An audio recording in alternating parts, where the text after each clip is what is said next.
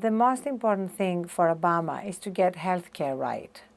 I think that so often there are so many ancillary issues, from executive orders, which is incredibly important, of course, to infinitely less important things that consume his attention, like having beer with the professor and the policeman.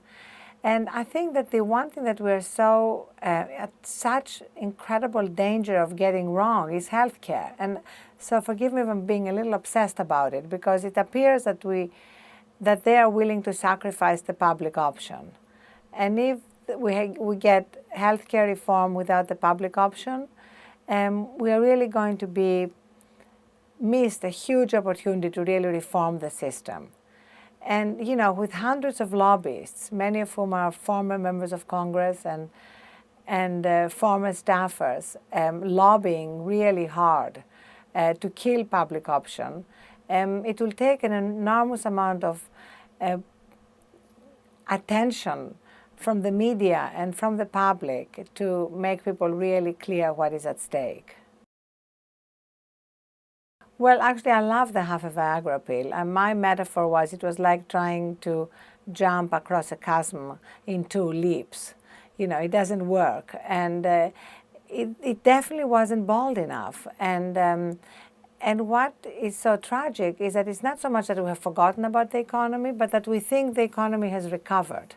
The news we covered this week basically declares that it's recession over.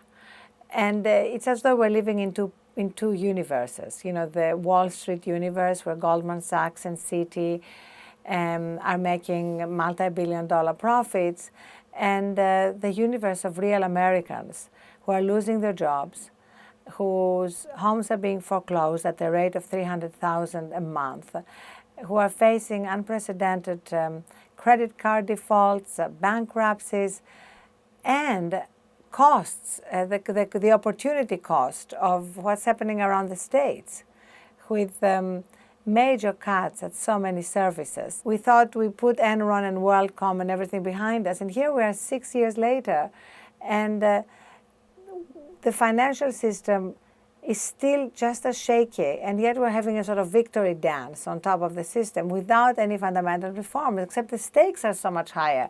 Enron, WorldCom, they were playing with billions of shareholder wealth. Now it's costing us trillions of taxpayer money. Well, Obama, I think, made a mistake in picking Larry Summers and Tim Geithner to lead his economic team, because they are Wall Street creatures. Remember, Larry Summers was instrumental in the sort of repeal of the Glass-Steagall Act, which really would have prevented a lot of what happened, a lot of this creation of these too-big-to-fail institutions.